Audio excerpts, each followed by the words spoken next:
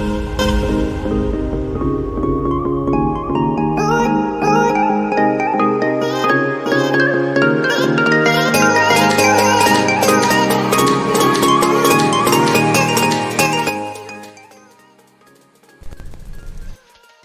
pag-online class? Kung ganun, kabilang ka sa dami-daming mga Pilipinong mag-aaral na nakaranas ng pagod dahil sa panibagong adjustment na ito. In an article from November 11, 2020 by ABS-CBN News entitled Exhaustion, Top Emotions Students Feel Amid Shift to Online Classes. The Veritas Truth Survey showed that 34% of Filipino students feel exhausted with their online classes, while 30% said they were anxious. Meanwhile, 10% of the respondents said they feel frustrated. On the other hand, 8% feel determined, one of the two positive emotions in the survey. There were also who felt disappointed with online learning, taking up 7% of the survey. 6% of the respondents feel sad, while 5% expressed happiness, the only other positive emotion based on a survey. The survey also showed that elementary school students are happier with their current situation.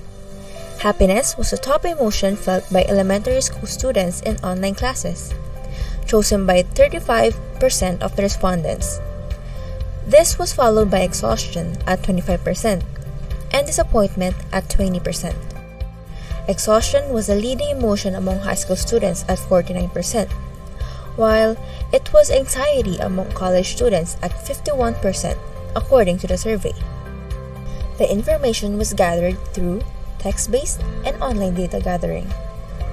In late October 2020, the Department of Education urged schools to lessen the burden that students and teachers experience with distance learning, which was implemented after the government banned in-person classes due to the coronavirus pandemic. Napapagod ka na sa online classes? Take a break! Dahil minsan, ang kailangan mo lang gawin ay huminga.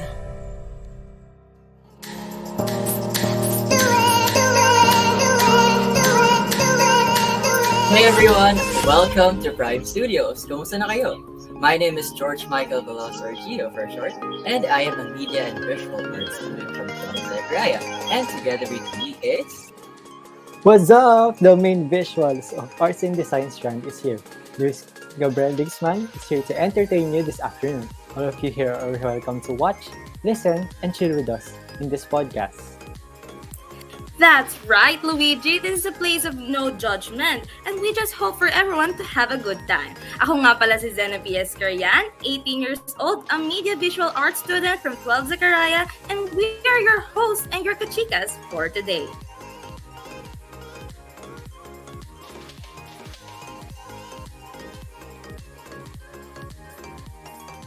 So, Gio and Luigi, para ma-enlighten naman ng ating mga viewers and listeners, what is our podcast all about? Ayan, Zena. Unang-una, Prime Studios is a podcast created by your resident MBA students from 12 Zachariah, aka us. So this podcast is for students like us, who talk about almost anything and everything under the sun. So think of us as someone you can talk to, listen to.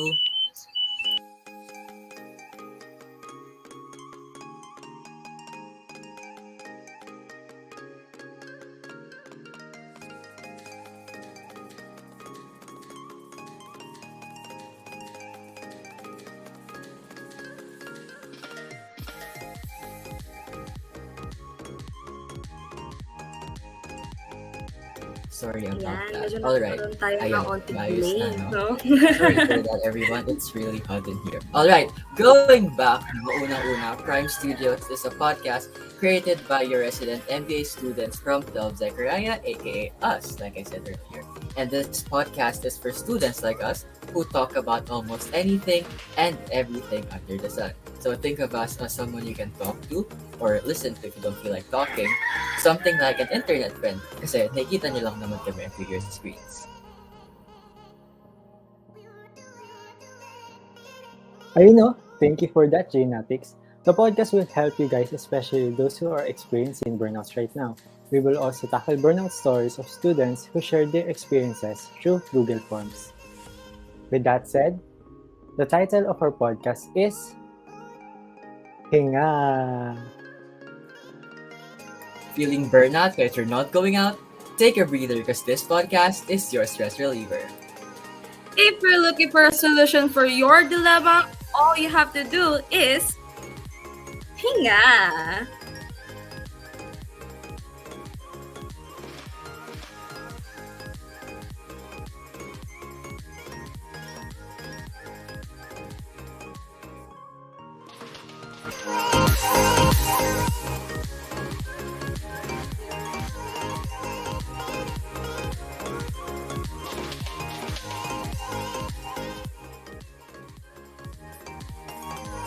Ayan, so Luigi, ano nga ba ang pag-uusapan natin sa podcast na to?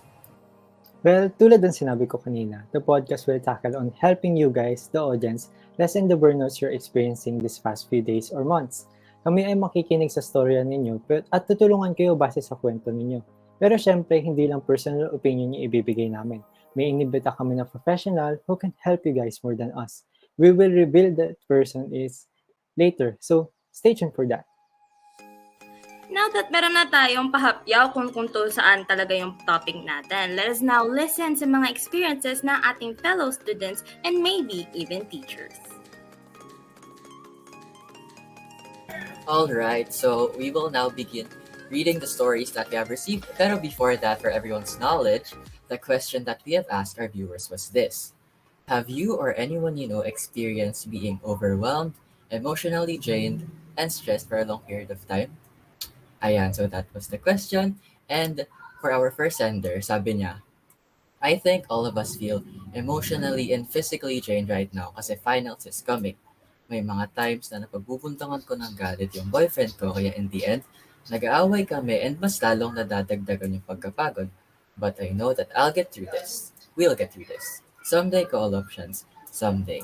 Ayun ang sabi ng ating first sender. And I relate to this no kasi it's true na nakaka-drain talaga yung finals kasi ang daming deadlines and ang daming requirements na kailangan natin habulin saka ipasa before we actually take a break.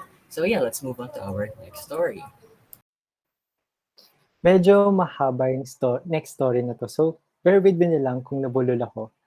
Sabi naman ng isang respondent from 11 St. Simon, I've been feeling drained lately.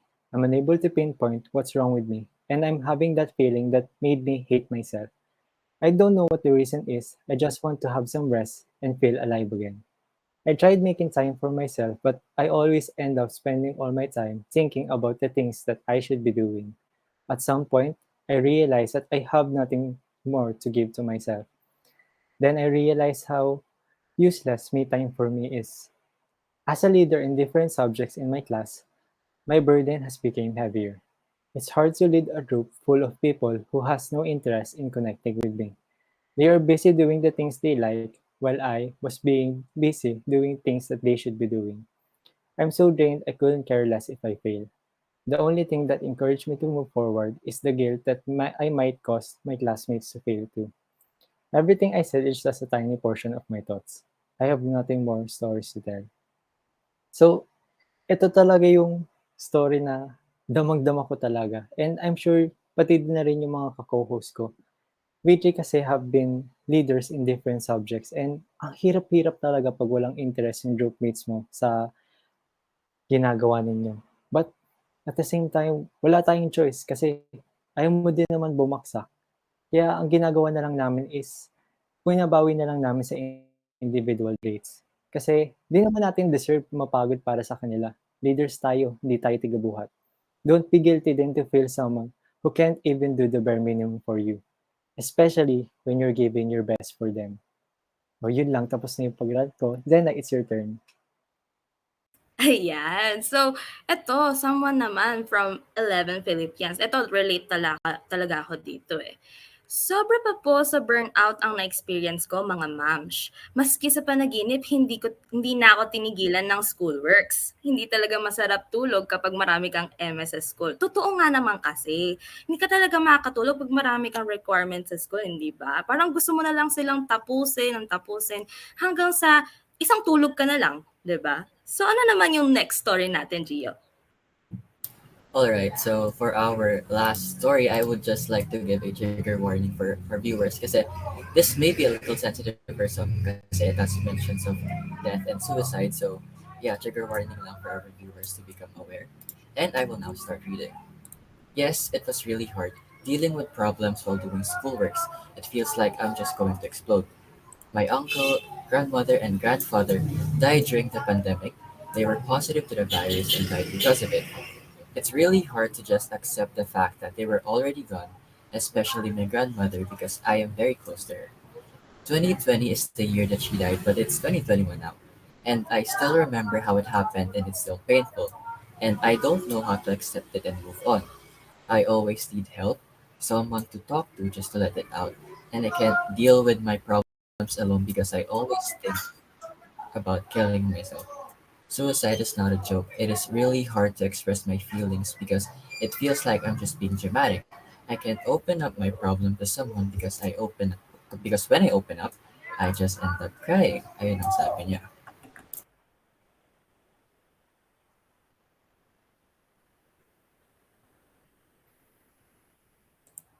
Nakakalungkot 'no? Ang bata-bata pa natin para maka-experience ng ganito and yet it still happened to us. Nakaka-drain lalo na in this pandemic talaga na hindi tayo makakapag-mourn properly. Maski ako, di ko din alam kung paano makakabangon from those situations, right? So, definitely kailangan natin ng someone na makakatulong sa atin, someone professional regarding those situations. So, kaya naman we invited the very special guest. Luigi, sino nga ba itong special guest natin today? Ang ating special guest ay isang life coach from Life Coach Philippines at registered medical technologist na nagtatrabaho sa industriyang ito for a decade. Sa tagal ng kanyang paglilingkod sa industriyang ito, marami na siyang natulungan na tao pagdating sa kanilang mga life choices at kung paano ba nila nakikilala at nabibigyan kahulugan ang sarili nila. Ngayon, siya ay isang marketing executive sa isang reputable company. Siya rin ay isang mapagmahal na ina ng isang miyembro ng Prime Studio. Kaya, tayo na't pumalakpak para kay Coach Yasmin.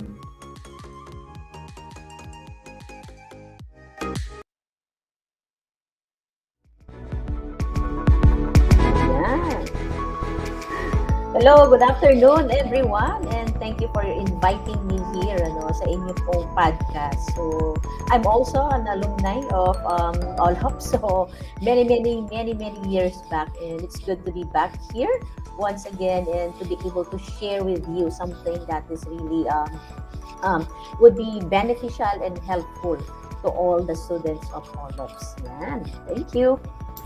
Ayan, life coach. Welcome po to our podcast and we are very glad that you're here to join and guide us. Pero before we actually dive deeper into our topic, let us clarify some terms po muna. So, ano nga po ba yung difference ng burnout sa stress? And is burnout considered as a mental illness po ba? Okay, so usapang burnout tayo, no? So, I've heard a lot of sharing earlier, and it's really true, okay? So, even in your intro, nakita natin that there are growing statistics right now in terms of mental health. Kung i-define kasi natin yung mental health kasi is a state, okay? This is according to the WHO. So, this is actually a state of well-being. So, when we say yung state of well-being mo, ito yung condition mo at the present moment. So, yung condition mo at the present moment that you realize, okay? You realize your own abilities. You can cope up with the normal stresses in life. You can be productive at work or you can be productive at school. And you can make a contribution to the community. So when we say mental health, ito yung present na condition ng well-being mo. So sometimes yung mental health natin can be positive mental health and sometimes it can also be negative mental health. So, but that necessarily mean that you have mental illness. So when you say mental health, okay, ito yung current na condition mo, okay, ng mental health mo, wherein you are able to cope up with normal stresses of life.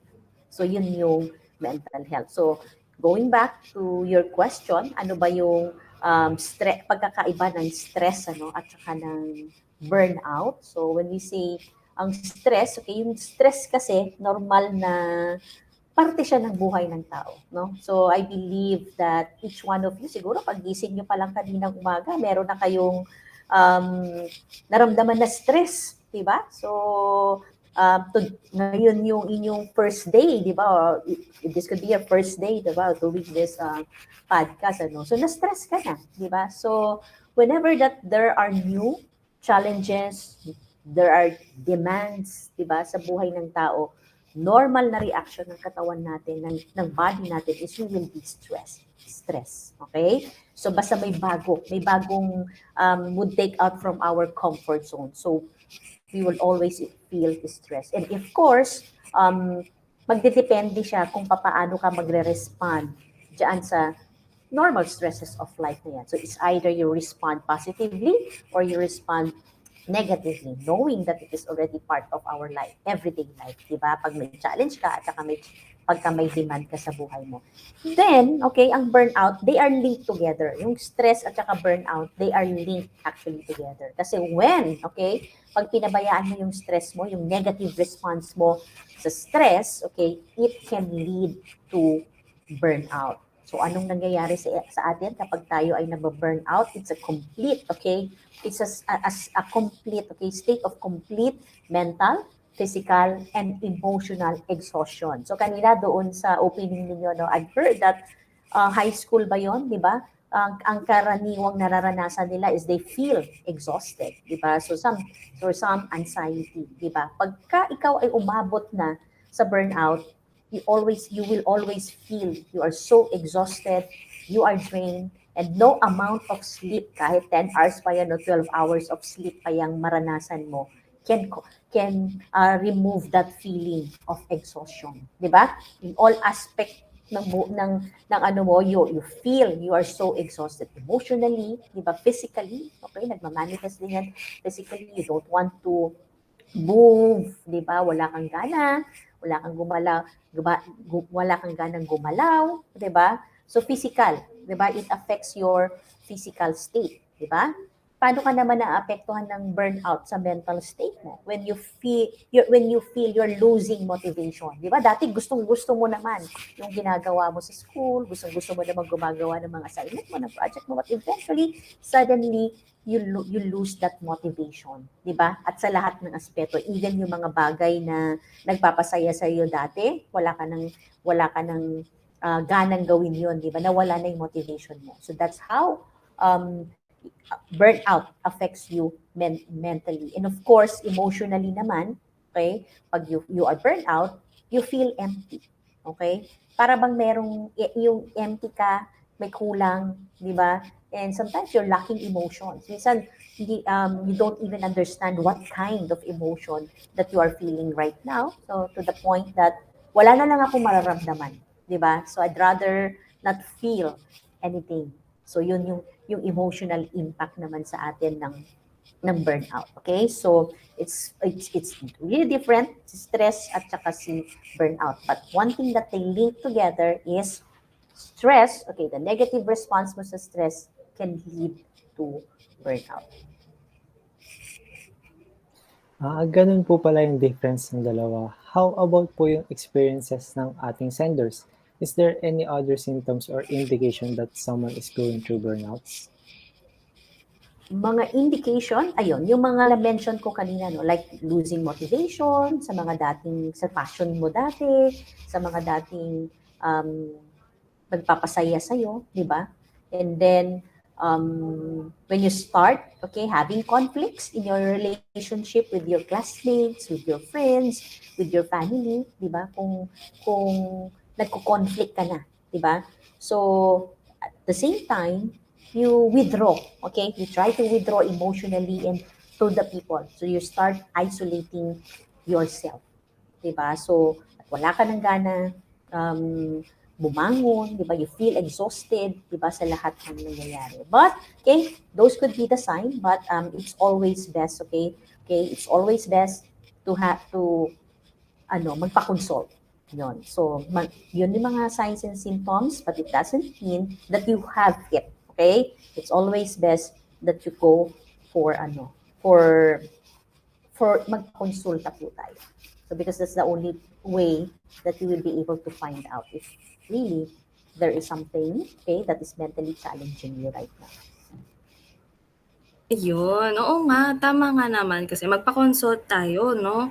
Pag nararamdaman natin itong mga symptoms kasi we can't self-diagnose, di ba? Tama po, ayan. So, sa mga ganong situations po, life coach, Yes, exactly. what if may kilala po ako, a friend or maybe a classmate na nakakaranas ng ganon? How do you support them po? Or is there the other way or proper way po na to support them?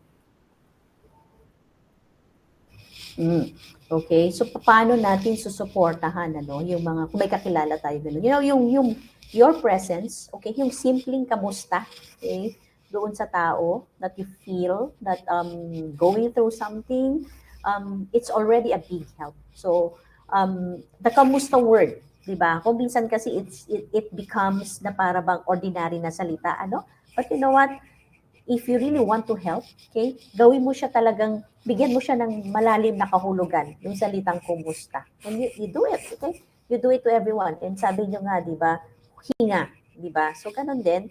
So, ang hinga kasi sa akin is paghinto, di ba? Paghinto, okay? Paghinto mo kahit sandali, paghinto mo kahit saglit, okay? Para sa isang tao, para kumusta siya. Yun, yung totoong kamusta. Ayun, maraming salamat po Life Coach Jasmine. Marami po kami natutunan today with your answers, but I think hindi lang kami ang may tanong sa inyo. Maybe our dear audience also have a question in mind. Di po ba kayo kahit mala Miss Universe yung questions nila?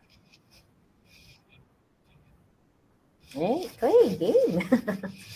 Ayan, G pa si Life Coach. So, later on, we'll be giving you guys an opportunity to ask questions. Just comment it down below at the chat section or the comment section, and we'll be choosing some to be answered by our guests.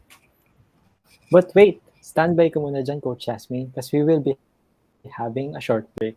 Para naman may time mag-isip ang ating audience ng questions sila para sa inyo. So guys, listen to some music habang nag-iisip kayo ng questions for Coach Jasmine. We'll be back. See ya!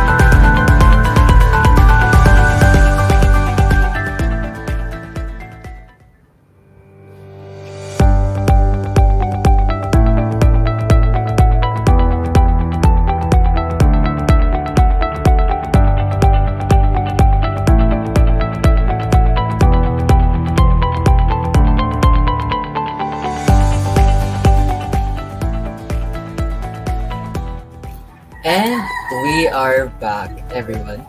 Now is the time that we will be answering your questions with the help of our guest, Life Coach Jasmine.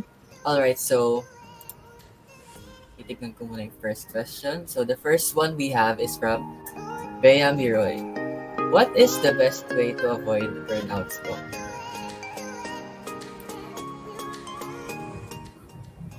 Hello, ayan. No? So I think kilala ko yung nagtanong.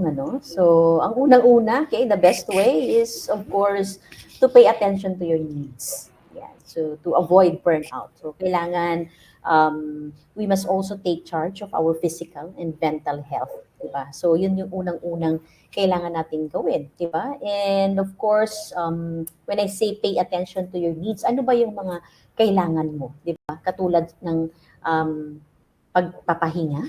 Ayan. So, take your some time off. Yeah, I know that sometimes school can be so stressful. There's a lot of things that you need to do, di ba? But it's good that you also put some time, prioritize yung taking some time off. It may not be the whole day, di ba? Pwede mong bigyan ng sarili mo ng 20 minutes, 15 minutes, 30 minutes a break or 1 hour break, di ba? And to just enjoy what you love to do, enjoy your meal, di ba? Kung minsan kasi hindi na natin yun, nagmamadali tayo, or even sometimes we skip meals, di ba? So, just take some time off. So, give yourself the permission, di ba? Bigyan mo yung sarili mo ng permission to really have some time for yourself, yun, di ba? Take a look into your schedule. You may want to look at the things that diba? Para mabigyan mo ng attention yung needs mo, diba? So you can do some dedicate some time for you to relax and breathe, diba? Sabi nga natin, hinga para huminga ka naman. So, yun for me ang unang-unang kailangan na gawin natin to avoid burnout. Second question naman po is from Trina. Since reaching out a psychologist is medyo pricey po, and di po lahat afford yun, ano po kayang pwedeng gawin ng person na yun who is afraid to open up sa mga close friends or relatives nila? Yeah, that's a very good question. You know what? We have Life Coach Philippines. Okay, so Life Coach Philippines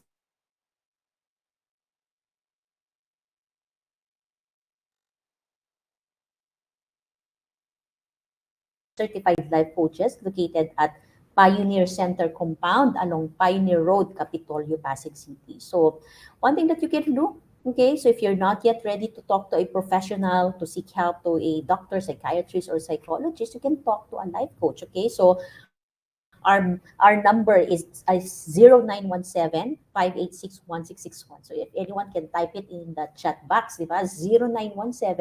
0917-586-1661. O yan. O kaya, you can find us in Facebook. Well, we are all over Facebook. So Life Coach Philippines. I-like nyo lang yung Facebook page ng Life Coach Philippines and you can connect with us 24 hours or 7 days a week, anytime that you need help. So we always say that help is available. And if you want a face-to-face, okay, a face-to-face session, encounter, or talk, you can visit us at Decap Coffee Republic. Yun, sa Pasig City, Pioneer Center Compound, Pasig City. So we do complimentary coaching session. So all you need to do is just connect at Life. We connect with us, connect with Life Coach Philippines. Ayun. So, next question naman po, Life Coach, from Norma Kalumba. May marirecommend po ba sila na specific way of meditation, like any proven na effective kapag people become moody? Medyo nakat yung tanong. Ay, pasensya na po. Ulitin ko na lang po ulit. Meron po bang specific way na like meditation po na proven na effective po siya sa mga taong nagiging moody po?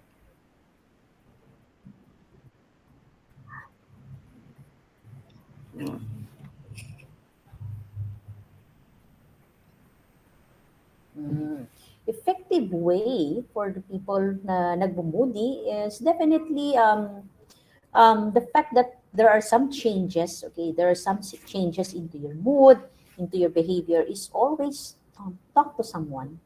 that's the best. So reach out, okay? Reach out to someone, and express, okay? So have someone to process your thought, okay? So ibabalik ko ulit yun. So it's always good to talk to a professional so that they know how to process yung nararamdaman mo, they know how to process kung ano yung nasa isip mo. So you can always talk to a life coach as well. Ayan. So, for our next question naman po from Angeline Ferrer, what should we tell our friends or just basically anyone na nag-open up sa atin about their burnouts? Yung it won't sound like we're invalidating their feelings, pero at the same time, not being too pakialamera. Yeah, it's a good thing that your friends, di ba? Yung friend mo, ini-entrust ka niya nung nararamdaman niya, di ba? So, just listen, okay? Just be there to listen. So, don't give unsolicited advice, ano? Kasi medyo magaling tayo din dyan, eh, di ba? Kung minsan sa unsolicited advice. So, if the person just want you to listen, then just listen. Yun. So, yung presence mo at saka yung pakikinig mo is really more than enough to the person that is listening. And how do you avoid invalidating their feeling? Just acknowledge. Okay? I-acknowledge mo lang na yung nararamdaman nila. Di ba? Kung minsan kasi may tendency na, oh, ano yan? Okay lang yan. Di ba? Sa totoo nga, hindi siya okay sa kanya. Di ba? Pwedeng okay siya sa'yo, pero hindi siya okay sa kanya. So, when you try to tell to the person na, oh, hindi, okay lang naman yan. Ano lang yun? Charge it to experience, pero hindi siya. So, let's avoid that, di ba? So, i-acknowledge natin. So, because all of us, okay, have different ways of dealing with stress, dealing with emotions natin, di ba? So, yeah, I acknowledge that you felt that, di ba? So, i-acknowledge mo lang kung ano yung naramdaman. Never invalidate what the person is feeling because sa kanya yun yung naramdaman niya, di ba? Another questions naman po galing kay Khadija Tan.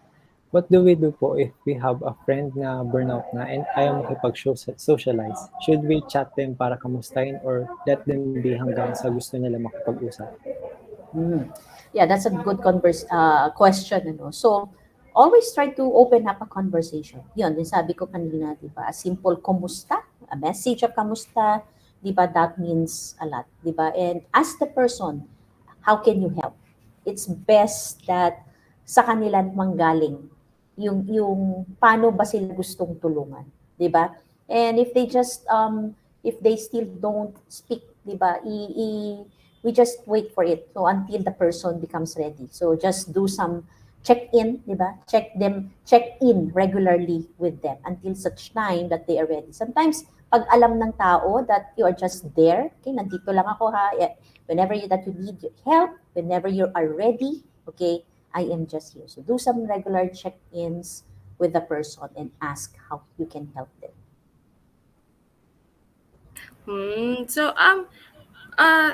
Galing po kay Cairo Pilar, how do we respond to someone venting to us even though you're not in the right headspace to listen or comfort them?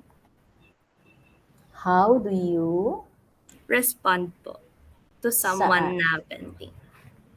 To someone venting. Okay. Even though they're not, even though we're not in the right headspace po. Pagka ganoon, you can also put some boundaries on that. So you can tell to the person, diba? So you may not, you don't feel comfortable about the discussion, diba? So venting kasi, diba? Yung venting kasi is different, okay? Different from really just expressing yourself about how do you feel, diba? So ikaw din, okay? You also need to protect yourself. So put some boundaries on that. So if you feel that you're not comfortable, you can always say it politely to the person that I'm not comfortable. So maybe I'm not the right person to really share those venting. So safety first. Ito, lagi namin ito sinasabi. Safety first. Your safety first. Ayun, so for our last question po, from Marcos Daniel Havinal, thoughts on trauma dumping po? Trauma. Trauma dumping po. Okay, so what, can you elaborate more on ano ba yung trauma dumping? It wasn't really Sa specified nagtanong, po. oo. Yes. Oo, ano. So if you can, okay, you can also message me, ano. So just like my, makakita mo naman ako sa Facebook, ano. So I would like to seek some clarity on trauma dumping. Pero if it is the same, like venting, okay, so kung kapareho rin na din siya ng venting, so what is my thought on that? Okay, it's always best to really talk to a professional again. So kailangan, so because trauma is hindi siya biro, di ba? So I'm studying, I'm going through trauma masterclass, ano. So but it really takes a professional to really know how to handle, okay, yung mga trauma cases na yun. So I would really encourage you to seek, okay, to talk to a professional and help, allow someone to really help you in going through, okay, if yung trauma na yan. Okay, so again, the number to call is 0917-586-1661 or Life Coach Philippines Facebook page. Ayan. Check nyo na lang sa chat box for Life Coach Philippines contact number. So, ayun. Unfortunately, that is all the time we have for our Q&A. Maraming salamat sa inyong mga questions and participation. And thank you rin po, Life Coach Jasmine, for helping us answer the audience's questions. So, guys, wag na nating baliwalain ang feeling of burnout. In this world na constant talaga ang stress, we need to remember that a breather is sobrang essential. Yes, tama ka dyan, Zeno. So, nalaman natin yung iba't ibang experiences of burnouts from our viewers and from our centers. Like for example, yung isa hanggang sa pagtulog daw, hindi siya tinitigilan ng schoolworks. And yung isa naman, mabigat daw yung burden na nararamdaman niya as a leader sa different subjects, which is true because I also relate to that. And of course, the most important thing that we should remember is that all of their experiences, stories, and feelings are valid. Hindi lang yun, nagkaroon pa tayo ng special guest, a life coach na nagbahagi sa atin ng impormasyon at advices. Kasama niya rin ang pagsagot ng mga tanong ng ating audience. So, bago matapos ang ating podcast, nais namin maghandog na isang certificate of appreciation to our guest for giving us her time and effort to share some of her wisdom to our fellow teachers and students alike. Maraming salamat po sa oras at lessons na binigay niyo po sa amin, Life Coach Jasmine. At sana sa susunod, marami pa tayong pagkakataon na makasama at makausap ka. Again, thank you po for joining us today. Pero before you leave, Life Coach, meron po ba kayong platform na gustong i-share or promote ating viewers?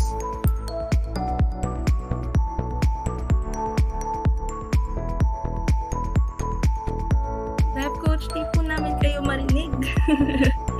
Naka-mute tayo, ano? So, yes, of course, yung ating Life Coach Philippines coaching page, this is our page here in Facebook, and from there, you can watch a lot of coaching talk from 10 a.m., 2 p.m., 4 p.m., and 7 p.m. So I do have my slot every Saturday at 2 p.m. and Sunday at 4 p.m. and Sunday at 7 p.m. And of course, you can also join yung mga classes namin. This will definitely help you in terms of taking care of your mental health. Ano? So you don't have to really wait, okay, until you burn out. Pwede natin yan ma-prevent, diba? So, again, help is available, and also you can join me in Life's Labyrinth Coaching Community. So, this is my coaching community if you want to grow more and to end those chaos, diba? Sa buhay natin, diba? And put some order into our life, especially this coming 2020. And always remember, okay, so think safety first, yun. And don't self-diagnose, okay, seek professional advice for a correct diagnosis. Thank you. Ayan, thank you for that, Life Coach. please make sure to like and follow Life Coach's platform because I'm sure that it will be a great help for you. Once again, thank you po ulit Life Coach Jasmine, and Prime Studios wishes you a very pleasant day ahead. Ayan. So, bago matapos ang ating program, we would like to thank all the students and teachers who participated in sharing their own experiences and also asking questions for making this podcast a success. But wait, before you go, please be reminded to answer our evaluation form that will be sent directly to your emails. We thank you for the cooperation of those who watch and join this podcast. Once again, thank you for stopping by, and remember, if you're looking for a solution for your dilemma, all you have to do is HINGA. Thanks everyone. Bye-bye. Thanks everyone. Bye.